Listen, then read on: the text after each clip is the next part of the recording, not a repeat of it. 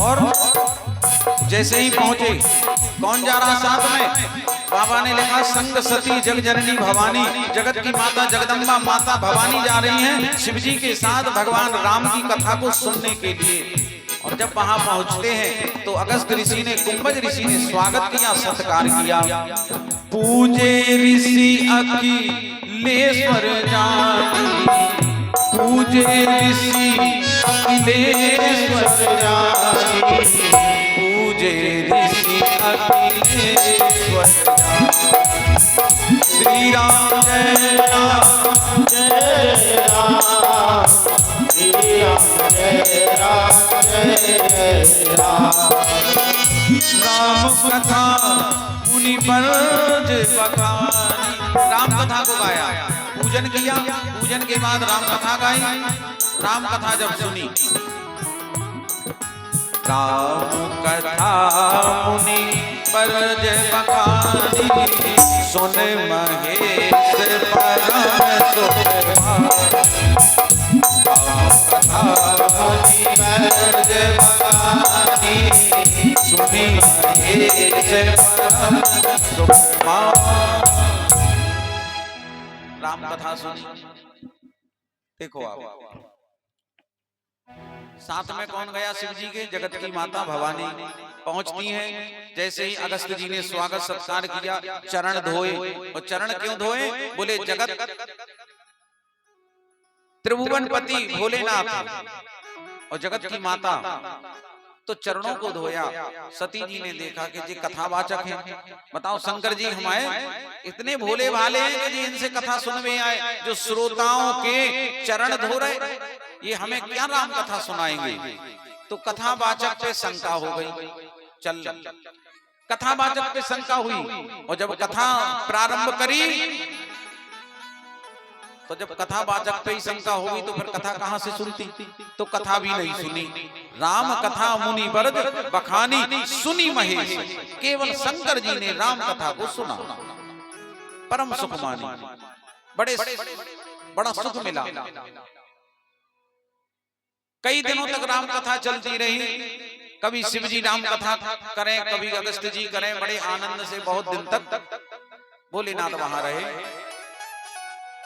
एक दिन विदा मांगी शिव जी ने, अगस्त जी ने हाथ जोड़े, शिव जी से राम भक्ति का दान मांगा और शिव जी ने राम की भक्ति का दान अगस्त जी को प्रदान करके और लौटे। जब साथ में वहां से चले भोलेनाथ, सती जी भी साथ में चली। रास्ते में चले आ रहे थे, त्रेता युग था, तो राम जी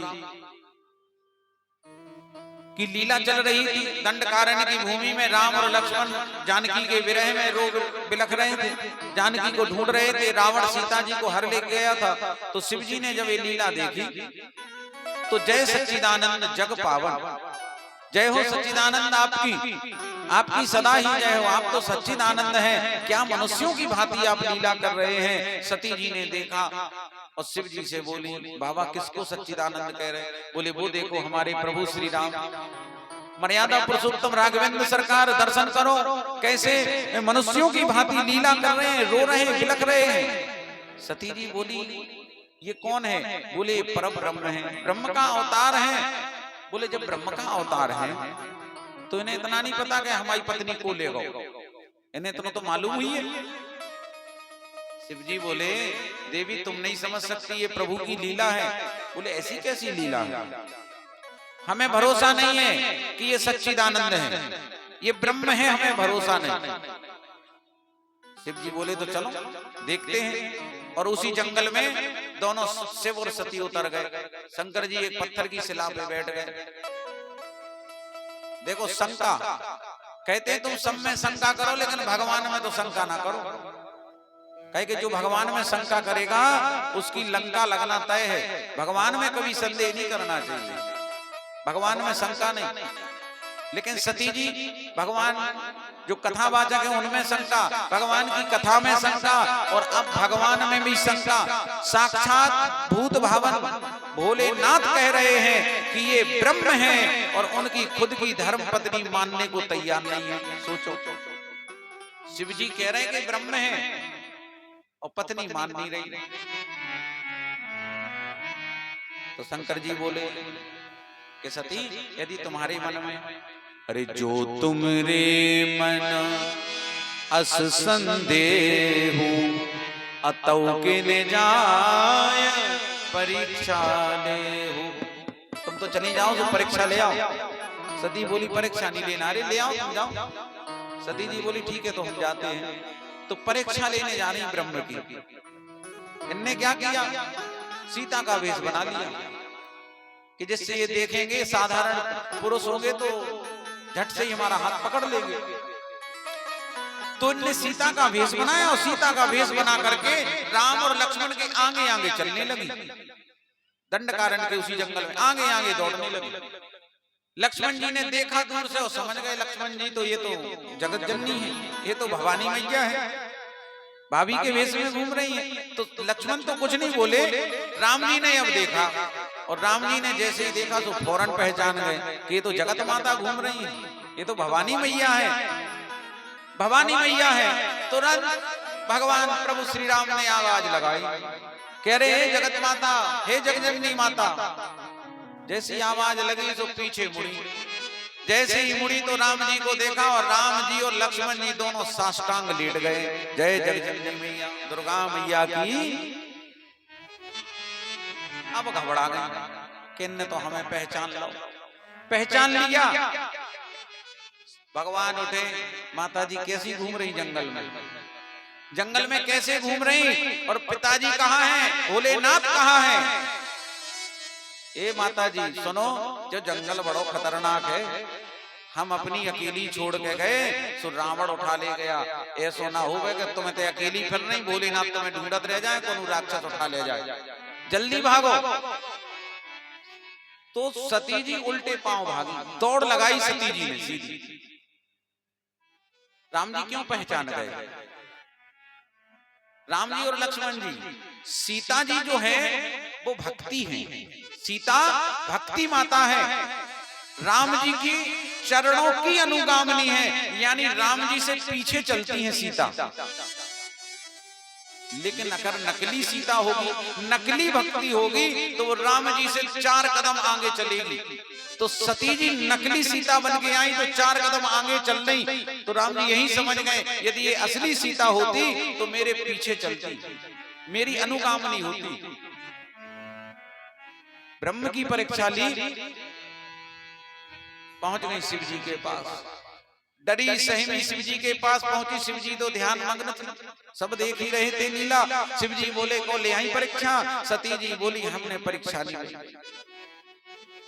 देखो हमने परीक्षा नहीं ली। शंकर जी बोले फिर क्या किया, बोले जैसे तुमने प्रणाम करे तो जय सच्चिदानंद ऐसे ही हमने प्रणाम करो, जैसे तुमने प्रणाम करो वैसे ही हमने प्रणाम करो।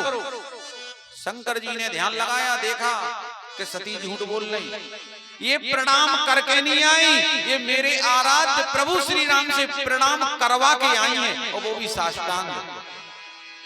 सीता का भेष बना के गई तो उसी क्षण ही सती जी का शिव जी ने मन से त्याग कर दिया।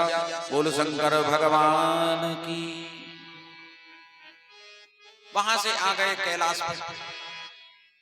कैलाश पर आए, शिव जी के जैसे ही वामांग में बैठने के लिए सती भई तो शिव जी ने सामने आसन लगा दिया, सामने बैठो। सती जी समझ गई कि भोलेनाथ ने हमारा त्याग किया है। तो कहते जिसका पति त्याग कर दे महाराज, उसे फिर किसी भी स्थान पर शांति नहीं मिलती।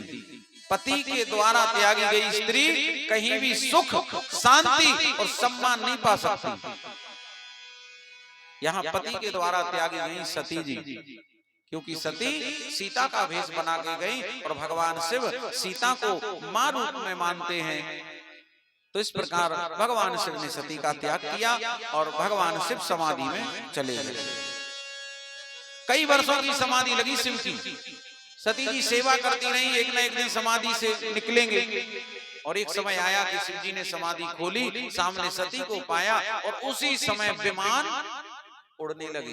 अब विमान जब उड़े, सजे धजे देवता देवतानियां बढ़िया श्रृंगार करें, मेकअप पार्लर करें, बड़ी सुंदर सुंदर देवतानियां देवियां गंधर्व है, किन्नर है, नाग है, असुर है, सुर है, यक्ष है, सभी प्रकार के, और सबके अपने अपने वाहन सज धज करके, और जैसे कैलाश आवे सो स्पीड कम कर लेंगे।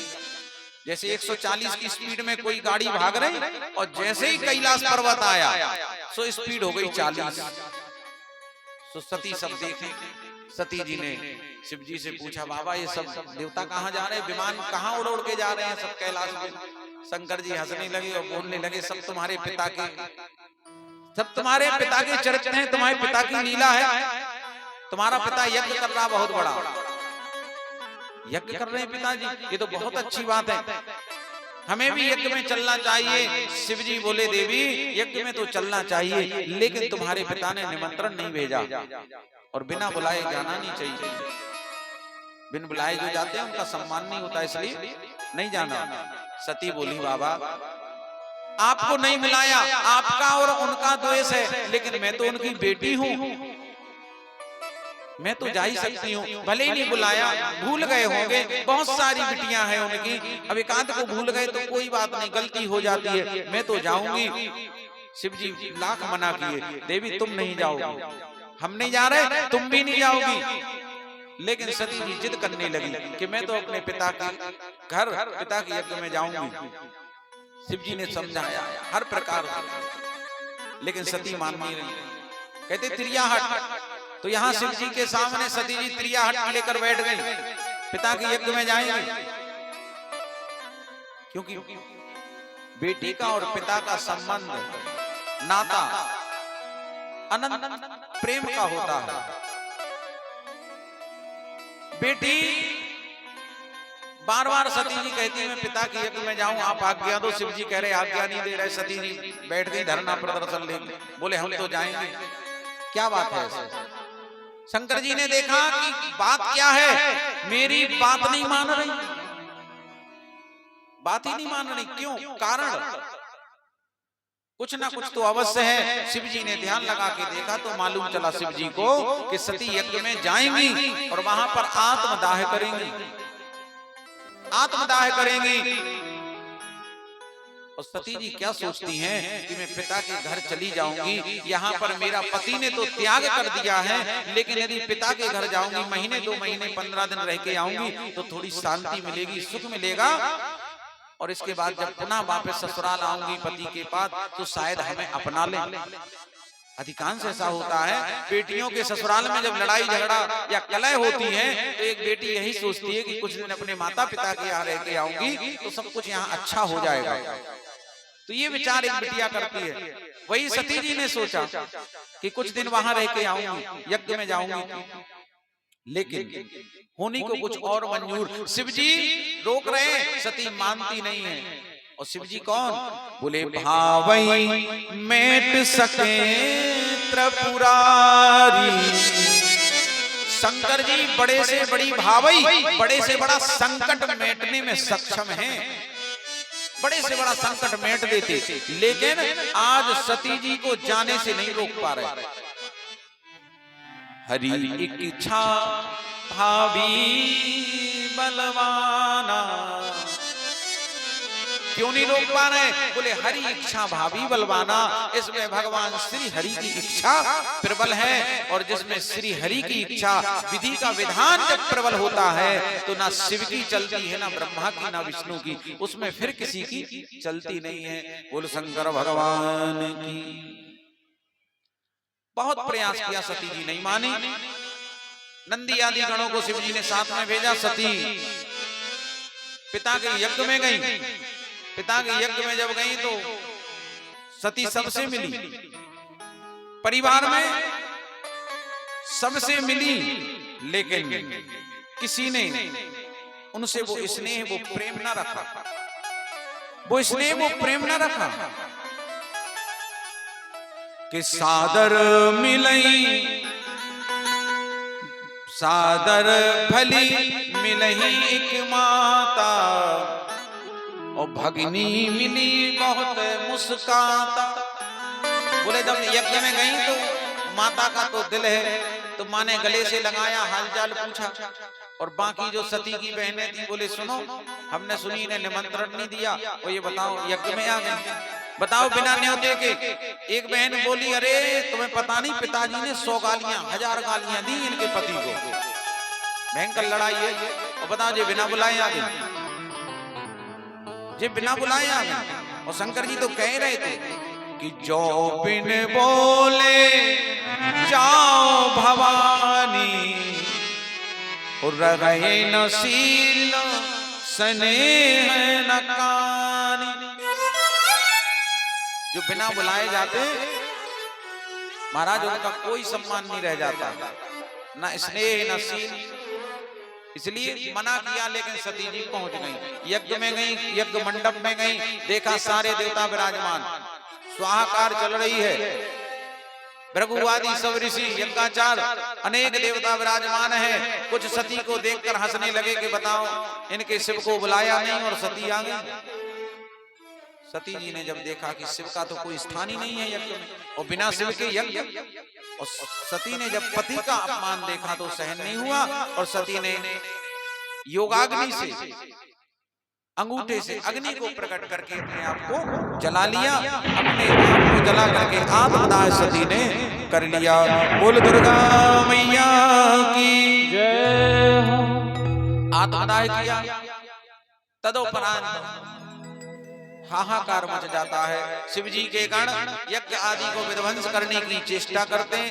इधर नारद जी शिव जी को सारी बात बताते। शिव जी अपनी जटा उखाड़ करके जैसे ही जमीन पर पटकते, विशाल और महाकाय वीरभद्र भगवान प्रकट होते हैं। वीरभद्र भगवान दक्ष के यज्ञ को विध्वंस करते और दक्ष प्रजापति का सिर काट करके यज्ञ के कुंड में ही स्वाहा कर देते। भृगु ऋषि की दाढ़ी उखाड़ते, कुछ देवताओं के दांत तोड़ देते, किसी की आंख फोड़ देते, सब देवताओं को मारा पीटा कूटा। वीरभद्र भगवान आदि शिव गणों ने बोले शंकर भगवान की यज्ञ विध्वंस हो गया। अब विष्णु जी पहुंच गए, ब्रह्मा जी पहुंच गए, बाकी सब वहीं थे, लेकिन ब्रह्मा और विष्णु जी तो ये वहां नहीं थे उस समय।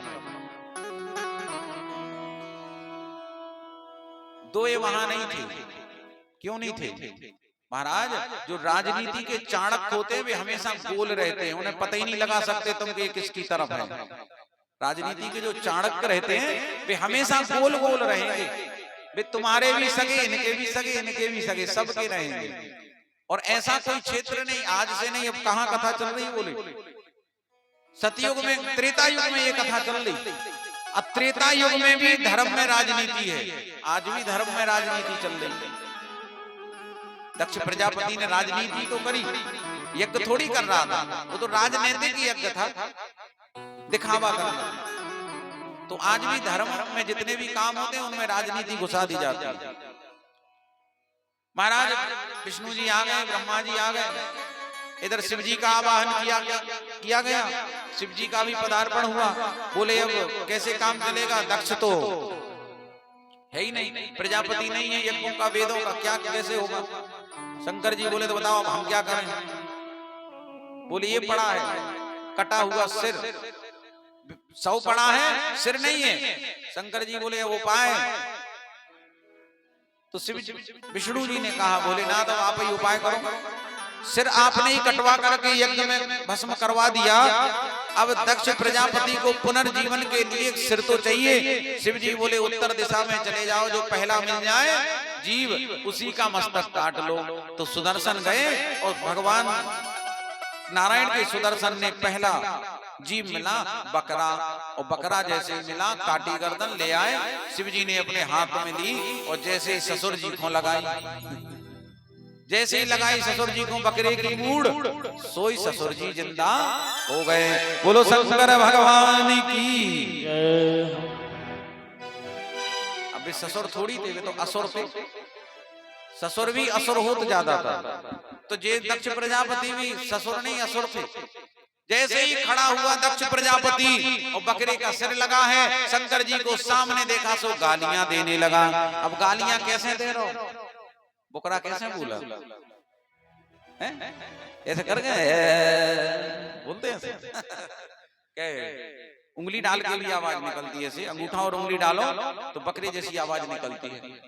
सो दक्ष प्रजापति शंकर जी को गालियां देने लगा, लेकिन बकरा की आवाज न करवे, केवल हिन हिनावे, निकले कुछ नहीं, जीभ निकाले। शंकर जी ने देखा ससुर को कि देखो तो कितना अच्छा स्वरूप था, कितनी अच्छी दाढ़ी थी, कितना मुकुट सुंदर, कितना अच्छा लगता था, और आज अपने ही कर्मों से बताओ। तो ससुर की दशा देख करके शंकर जी को हंसी आ गई। शंकर जी ताली बजा के खूब हंसे ससुर को देख के, देते रहो बेटा गाली, अब निकलना मुंह से थोड़ी कुछ है, हिनहिनाते ही रहोगे। कुछ देर हिनहिनाया और इसके बाद जैसे ही अपने ऐसे हाथ लगाया तब उसे ध्यान आया कि हमारी तो ये मूड है ही नहीं। अब इसलिए आज भी जो शिव जी के भक्त होते हैं, जो शैव संप्रदाय में शिव जी के भक्त हैं, वे आज भी शंकर जी के मंदिर में जब जाते हैं तो बकरे की आवाज निकालते हैं। जल चढ़ाएंगे, जल चढ़ाने के बाद बकरा जैसे हिनहिनाएंगे तो शंकर जी खुश हो जाते हैं, उन्हें अपने ससुर की याद आती है, तो वे खुश हो जाते हैं। इसलिए जब भी शंकर जी के मंदिर में जाओ, लोटा में जल चढ़ाओ, लेकिन बकरी की आवाज भी निकाला करो। शंकर जी को हंसी आती है, खुश होते हैं, उन्हें अपने ससुर की याद आती है। इसके बाद अंदर यज्ञशाला में गए, सती जी के शव को देखा, उठाया, कंधे पर रखा, और यहाँ से शिव जी वियोग में, सती के विरह में शिव जी और सती को कंधे पर लाद करके अध जले शव को लेकर के वहां से चले। अनेक जंगलों का, पर्वतों का, पत्थरों का, नदियों का, झरनों का, त्रिलोकी का कई बार चक्कर लगाया, कई परिक्रमाएं, 14 भवनों की परिक्रमा शिव जी ने की सती जी को लेकर के कंधे पर। रोते बिलखते की सती, कितने बार मैंने तुम्हें मना किया, रोका, लेकिन तू नहीं मानी, तू गई। रोते बिलखते शिव, और जब वियोग अपनी अंतिम दशा में पहुंचा, विरहाग्नि, शिव के नेत्रों से विरहाग्नि के आंसू अग्नि रूप में और प्रलयकालीन अग्नि जब प्रकट होने लगी, तब ब्रह्मा, विष्णु, इंद्र आदि घबराने लगे।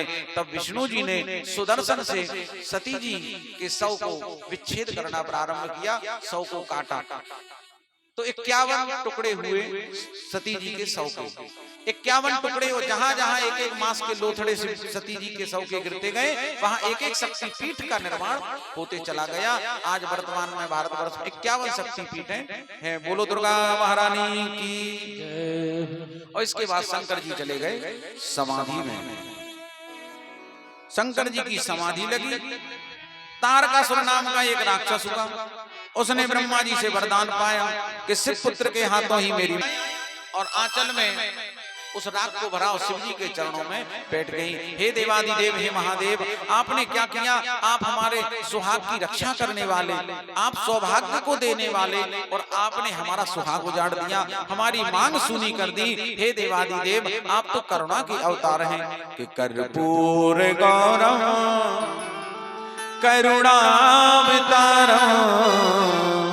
संसार सारम भुजगेंद्रहारम कर्पूर गौरम करुणावतारम संसार सारम भुजगेंद्रहारम कर्पूर गौरम करुणावतारम संसार सारम भुजगेंद्रहारम सदा वतंसं हृदयारविंदे भवं भवानी सहितं नमामि।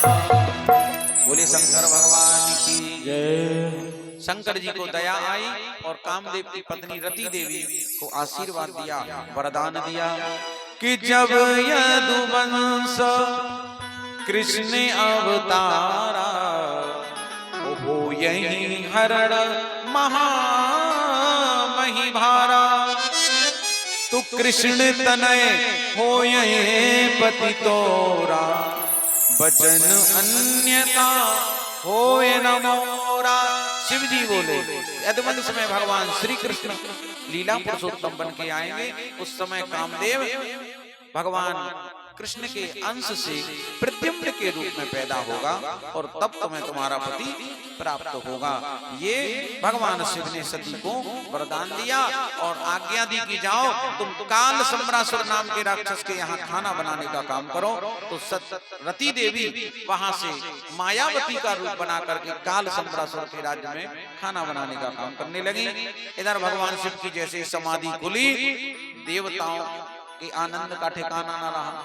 देवता बोले अपना काम हो गया, अपना काम हो गया।